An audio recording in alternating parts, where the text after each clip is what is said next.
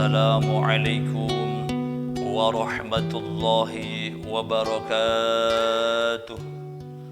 Bismillahirrahmanirrahim. Alhamdulillahilladzi hadana lihada wa ma kunna linahtadiya laula an hadanallah.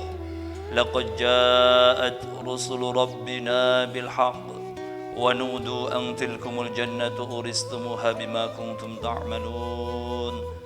Asyhadu an la ilaha illallah wahdahu la syarika lah wa asyhadu anna Muhammadan 'abduhu wa rasuluh.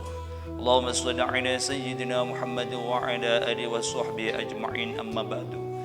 Para pemirsa yang dicintai Allah, yang dimuliakan oleh Allah Subhanahu wa taala, marilah kita mengucapkan bersama-sama bersyukur kepada Allah dengan ucapan alhamdulillahirabbil alamin. Kita semuanya masih diberikan kesehatan oleh Allah Subhanahu wa taala, bisa berjumpa dengan bulan Ramadan, bulan yang penuh barakah, bulan yang penuh ampunan dari Allah Subhanahu wa taala. Semuanya amal kita diterima oleh Allah Subhanahu wa taala. Oleh karena itu, dalam kesempatan kali ini saya akan menyampaikan termasuk orang-orang yang selamat, orang-orang yang dimuliakan oleh Allah Subhanahu wa taala, tanda-tanda orang yang mendapat kebahagiaan di dunia dan di akhirat. Rasulullah berkata, tanda-tanda orang yang beruntung di dunia dan di akhirat, orang yang dimuliakan oleh Allah Subhanahu wa taala, tanda-tanda orang yang benar-benar cinta kepada Allah Subhanahu wa taala, cinta kepada dirinya sendiri, bahwa dirinya sendiri adalah sang makhluk yang diciptakan Allah Subhanahu wa taala. Apa 4 perkara itu? Kalau kita menjalani 4 perkara itu, niscaya kita akan mendapat kebahagiaan di dunia dan di akhirat. Yang pertama adalah kita harus ingat apa yang kita lakukan di dunia ini.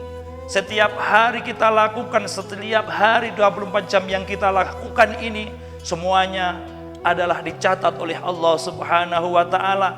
Dosa-dosa yang kita lakukan, kemaksiatan yang kita lakukan, ini dicatat oleh Allah Subhanahu wa taala. Jangan kita lupakan, kita renungi semuanya dengan beristighfar kepada Allah Subhanahu wa taala, minta ampun kepada Allah Subhanahu wa taala, karena dengan beristighfar Allah akan mengampuni dosa-dosa kita.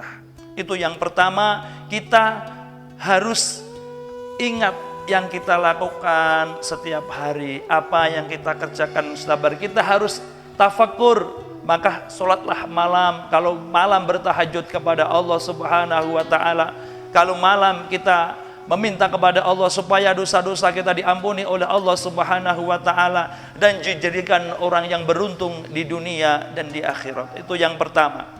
Yang kedua, kita harus berangan-angan, berpikir kita ibadah kepada Allah Subhanahu wa taala. Jangan membanggakan amal ibadah kita, jangan bangga terhadap ibadah kita, tapi kita harus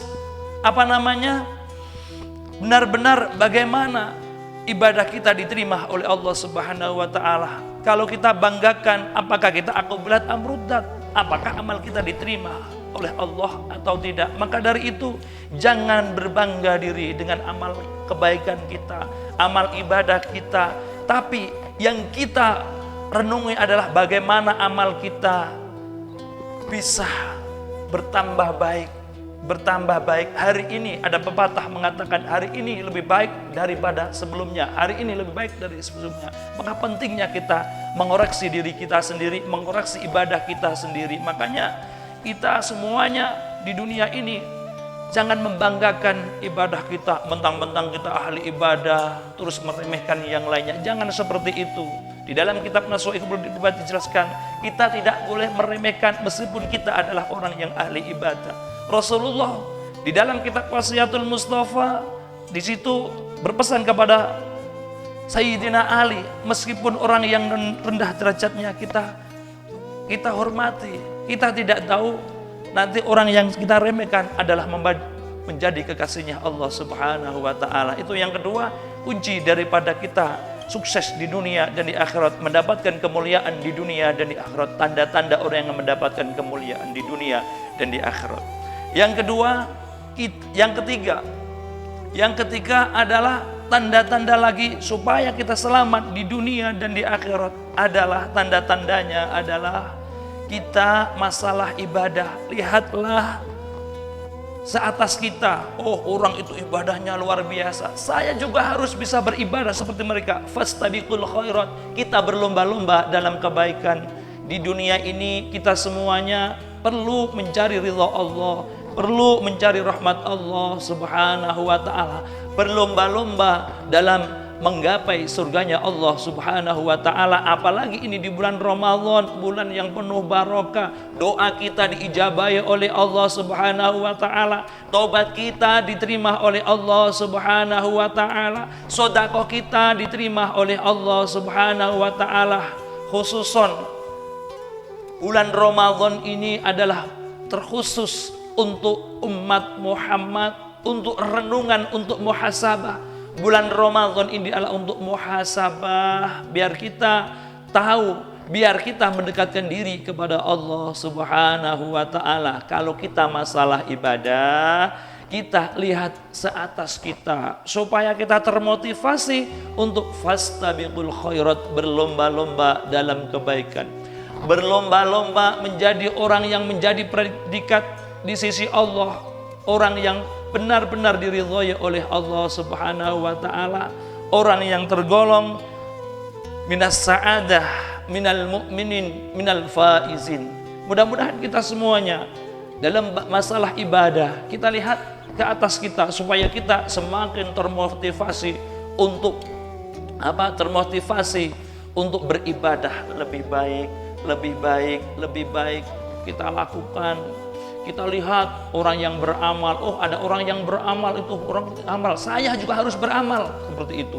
Oh ada orang yang mau naik haji, saya mampu, saya akan naik haji. Nah itu fastabiqul khairat, berlomba-lomba dalam kebaikan supaya kita apa? Allahu yuhibbul muhsinin, innallaha yuhibbul muhsinin.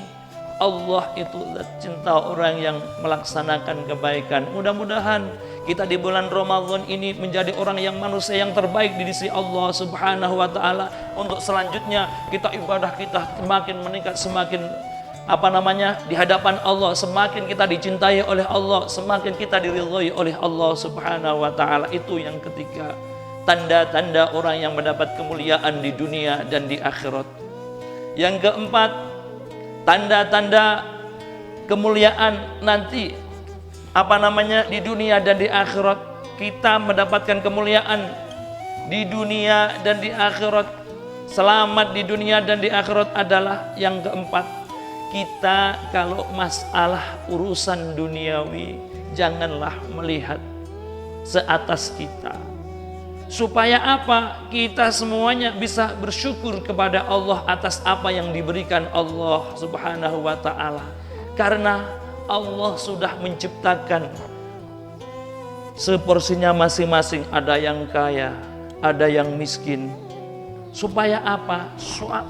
Soalnya sudah bisa berkolaborasi, biar berkolaborasi menyatukan, yaitu ibadah sosial, menjadi yang kaya mengasihi yang miskin membantu yang kaya. Makanya kalau kita istilahnya dicoba oleh Allah Subhanahu wa ta'ala kekurangan harta, jangan berputus asa.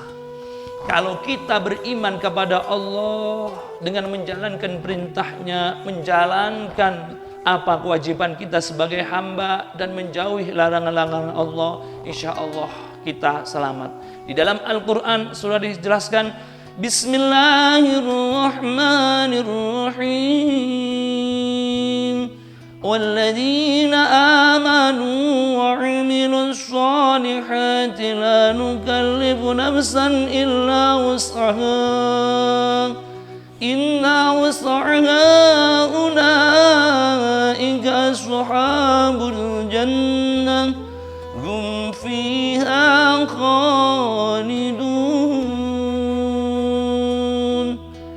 artinya wahai orang-orang yang beriman, beribadahlah kalian semuanya kepada Allah, berimanlah kalian semuanya kepada Allah. Walaupun kita dicoba, la nukallifu nafsan illa usaha, sekuat kita beribadah kepada Allah Subhanahu wa taala, sekuat tenaga kita dicoba oleh Allah, tetap kita sabar kepada Allah Subhanahu wa taala, kita tetap beribadah kepada Allah Subhanahu wa taala. Ulaika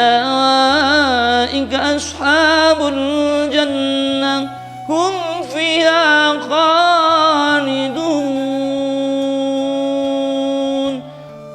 Kalau kita melaksanakan seperti itu, kita termasuk orang-orang yang ahli surga, yang kita akan abadi di dalam surga. Maka dari itu, marilah kita semuanya melaksanakan yang diwasiatkan oleh Rasulullah Muhammad SAW, 4 perkara, yang nanti 4 perkara tersebut hidup kita bisa mulia di dunia, dan di akhirat kita mendapatkan rahmat Allah, mendapatkan ridha dari Allah Subhanahu wa taala. Mudah-mudahan kita semuanya dijadikan insan yang betul-betul beribadah kepada Allah, walaupun kadang kita kekurangan, tetap kita optimis, tetap kita minta kepada Allah supaya diberikan iman, kesabaran, dan sifat lapang dada. Sekian dari kami.